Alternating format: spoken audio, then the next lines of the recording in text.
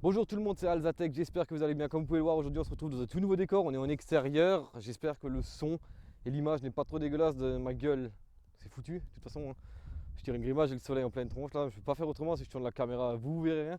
Du coup je vous explique, c'est simple, aujourd'hui on se retrouve pour faire du miel de pissenlit ou de la cramaillotte comme ça s'appelle aussi. Et pour ça on va aller cueillir des fleurs de pissenlit, donc on va commencer tout de suite.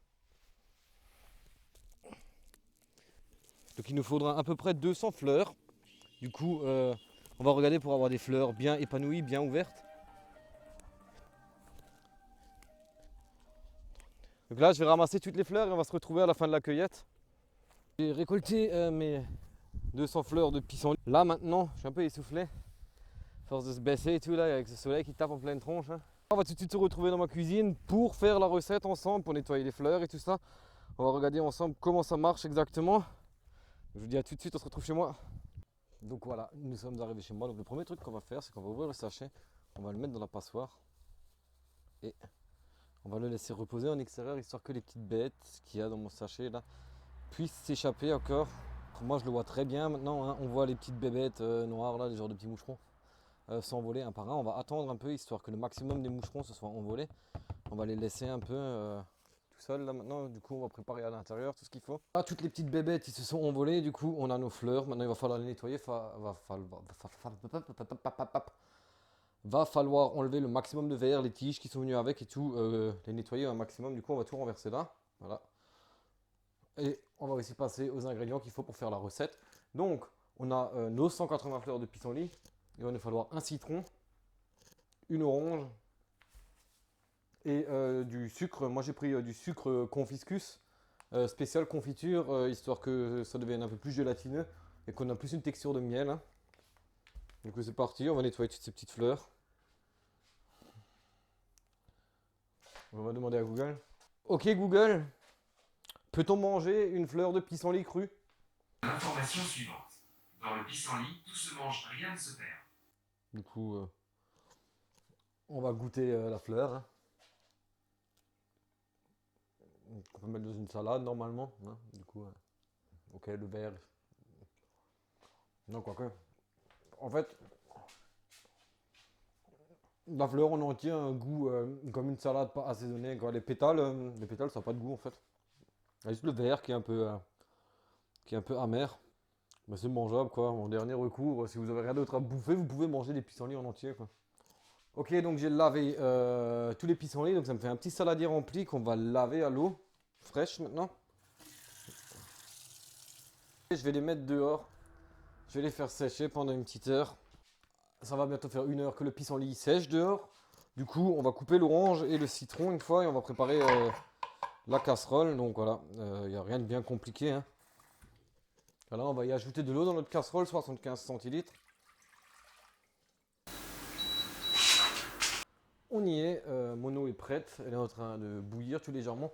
Du coup, on va y intégrer mes fleurs de pissenlit. On va regarder que toutes les fleurs baignent correctement dans l'eau. On va venir poser notre orange et notre citron par-dessus. Donc voilà à quoi ça ressemble en cours de préparation. Donc ça mijote tout légèrement. On va laisser ça pendant une heure maintenant et on se retrouve après pour la suite. Voilà, on y est, ça a mijoté pendant plus d'une heure. Voilà le résultat après une heure de cuisson. J'ai préparé un saladier avec une passoire où j'ai mis un chiffon propre dessus, histoire de filtrer les plus petites particules. Donc on va verser tout ça là-dedans. Ça sent vachement bon, ça vous le voyez pas, mais ça sent vraiment bon. Maintenant on a tout dans notre chiffon, le but c'est d'essorer un maximum. Sa mère, c'est chaud quoi. Servir de ma pince à barbecue pour essorer pour pas me cramer les pattes.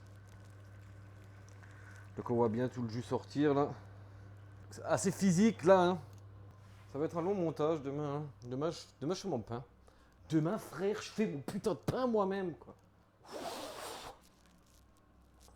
Je pense que j'ai presque tout essoré. On va remettre ça dans la casserole, le jus qui nous reste de tout ça. Voilà. C'est le moment où on ajoute le sucre à la préparation. Donc il nous faut un demi-kilo. C'est un peu plus qu'un verre plein. Donc après avoir ajouté le sucre, c'est parti pour faire mijoter la préparation de nouveau pendant 45 minutes. Voilà, donc je pensais peut-être que c'était le moment de vous montrer le résultat de l'expérience que j'ai fait cette semaine. Cette semaine, je l'ai fait en tout petit. Du coup, j'ai fait beaucoup moins en quantité que ce que j'ai fait maintenant avec les pissenlits que j'ai trouvés dans le jardin. Et voilà, c'est le résultat. Ça ressemble à du miel au niveau de la couleur, mais au niveau de la texture, c'est plus un sirop. Moi, je l'utilise maintenant pour mettre dans mes thés et tout. Et vous, grâce à la magie du montage, on va se retrouver tout de suite pour mettre ça en pot. Ok, donc ça fait un peu plus de 45 minutes que la préparation est en train de cuire.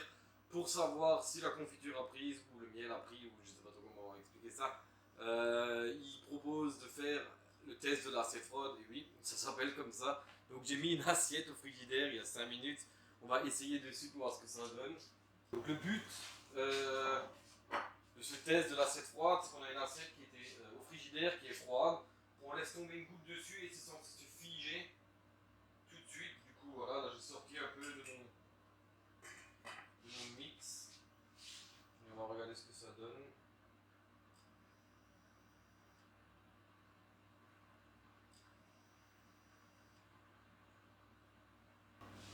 J'ai fait mijoter tout ça encore pendant 15 minutes, donc on va refaire peut-être l'assiette froide. Je pense que cette fois-ci, ça sera pas mal, ça ressemble vraiment du miel là. Je sais pas si on voit bien. C'est des gouttes qui restent sur place, hein. J'ai l'assiette de travers. Hein. Du coup, c'est bon.